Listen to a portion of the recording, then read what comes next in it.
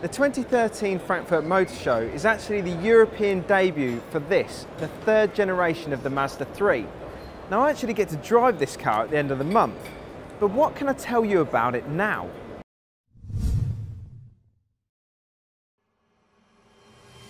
It's available from January next year and can be bought as a hatchback or a fastback saloon, and prices start from $16,695 on the road.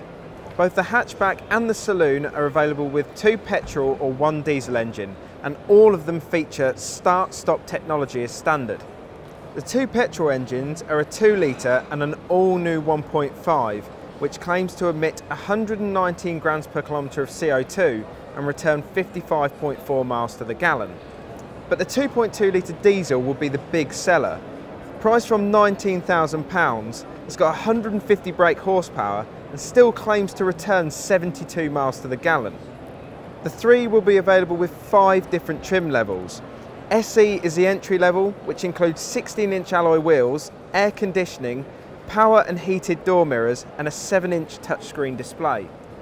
And new features also include internet access and a head-up display. So how does the new Mazda 3 compare to the model it replaces? Well, it's actually bigger in all dimensions, but the most important of all is the wheelbase, which is 6 centimetres longer. It's claimed to be the longest wheelbase in this class, and it should mean loads of interior space. And as you can see, the looks have been massively updated to be in line with the new Mazda 6 saloon. It looks fantastic, and the improved aerodynamics will help improve efficiency as well. And more good news is there is very little price premium to pay for the saloon over the hatchback. Now, to find out more about this, keep your eyes peeled at the end of September for our full first drive report and video. Click on the links below for our full reviews of the outgoing Mazda 3, the current Mazda 6 saloon, and for all of the 2013 Frankfurt Motor Show cars.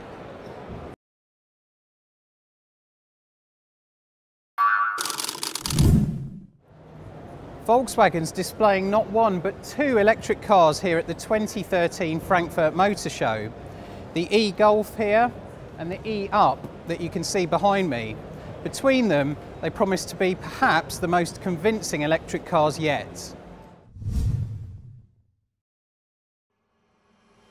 Volkswagen's claiming a range of just under 120 miles for the e-Golf, which is better than the Nissan Leaf, but it's still not quite the game changer that we were promised. Performance is respectable though. With 113 brake horsepower, it has a top speed of 87 miles an hour and accelerates to 62 miles an hour in just over 10 seconds. For the smaller e-Up, the equivalent stats are a 93 mile range, a top speed of 84 miles an hour and 0 to 62 in just over 12 seconds. Both cars can charge up from your normal electric socket at home, or you can pay extra for a fast charger that will charge the car to 80% capacity in just half an hour. While other car manufacturers have gone down the route of building bespoke electric cars, Volkswagen's used its existing platforms, and that could be one of the big advantages of both the e-Golf and e-Up. They're both great cars to start with, and having electric power could make them even more appealing in this energy-conscious world. There's certainly a lot of interest in these electric Volkswagens here, but whether they'll go on to be big sellers really depends on the price. We don't know that yet, and it will be interesting to see if Volkswagen follows the leasing model that other car manufacturers have adopted.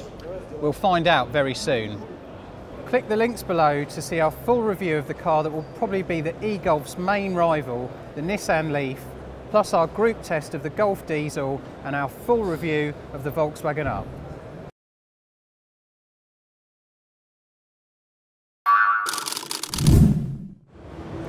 This is the Jaguar C-X17, and while it's just a concept car at the moment, it gives us some big clues about how a forthcoming Jaguar SUV is going to look. And on the evidence of this, it's going to look pretty good.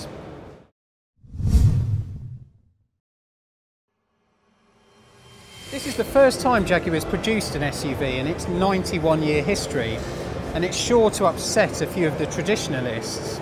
So it's a controversial move, but it's also an obvious one, considering that the company is twinned with Land Rover. Despite that, the CX-17 isn't based on an existing Land Rover. It's a completely new aluminium platform that promises lighter weight for better handling and improved fuel efficiency. So the Jaguar is a very modern car, but there are some traditional Jaguar styling cues in there as well. Check out the front and rear lights, which echo the F-Type, and the upright front grille, which is similar to the larger XJ Saloon. There are also some very muscular wheel arches covering 23-inch alloy wheels, although don't expect those to make production. The interior though looks very modern indeed. There's leather but definitely no wood, and there are central touchscreens for most of the controls rather than lots of buttons on the dashboard. There are also 4 seats and a largish boot, although you wouldn't want to put your dog in here. There's no word yet on what engines the C-X17 will have, but expect some relatively efficient diesels, a V8 supercharged petrol and possibly a hybrid. Jaguar's got massive plans for expansion over the next few years, including an SUV something like this and a smaller saloon car to take on the BMW 3 Series. It will be fascinating to see what they do next.